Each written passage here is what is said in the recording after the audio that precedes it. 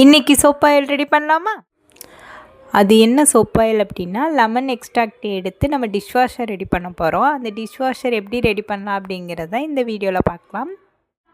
நேற்றே எங்கள் தோட்டத்துலேருந்து lemon net வந்திருந்தோம். அந்த லெமன்லேருந்து நானும் என் பையனும் சேர்ந்து நல்லா எக்ஸ்ட்ராக்டை தரமாக புழிஞ்சி எடுத்து வச்சுருக்கோம். சாறு தனியாக சக்கை தனியாக பயங்கரமாக புழிஞ்சு வச்சுருக்கோம். அந்த எக்ஸ்ட்ராக்டை வச்சு இன்றைக்கி சோப் ஆயில் ரெடி பண்ணலாம். அதுக்கு என்னென்ன பொருளெல்லாம் தேவைன்னு பார்த்துலாம்.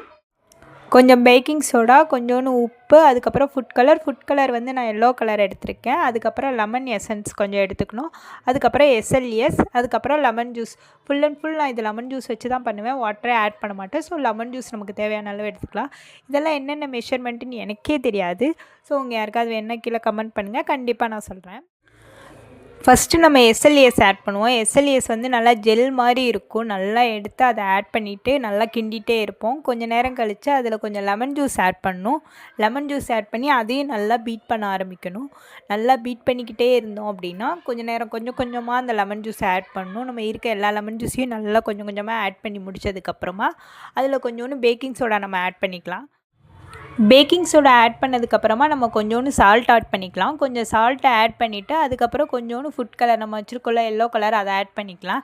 ஆட் பண்ணிட்டு நல்லா கிண்டிக்கிட்டே இருப்போம். நல்லா கிண்டிக்கிட்டே அந்த பீட் பண்ணி முடித்ததுக்கப்புறமா கொஞ்சோண்டு வந்துட்டு லெமன் எசன்ஸ் ஆட் பண்ணுவோம். நல்லா நுர வந்துடும். ஃபுல்லாக வந்து பாத்திரம் ஃபுல்லாக பார்த்திங்கன்னா மேலே வரைக்குமே நல்லா நுர வந்துடுச்சு.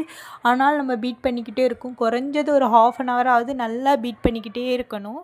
இதை நான் ஒரு 1/2 அன் ஹவருக்கு மேலே நல்லா பீட் பண்ணிக்கிட்டே இருந்தேன். நல்லா பீட் பண்ணால் தான் இது ஒரு நல்ல ரிசல்ட்டு கொடுக்குமே. ஸோ நல்லா பீட் பண்ணணும். இன்றைக்கி இதை நல்லா பீட் பண்ண கையெல்லாம் வலிக்க ஆரம்பிச்சிருச்சு. நான் 1/2 மணி நேரத்துக்கு மேலே போயிடுச்சு. ஆனாலும் பீட் பண்ணிகிட்டே இருந்தேன். ஸோ அப்போ தான் அது நல்லாயிருக்கும் அப்படின்ட்டு கொஞ்ச நேரம் ரெஸ்ட் எடுத்துகிட்டு பீட் பண்ணிகிட்டு இருந்தேன். ஆனாலும் அது முடியலை.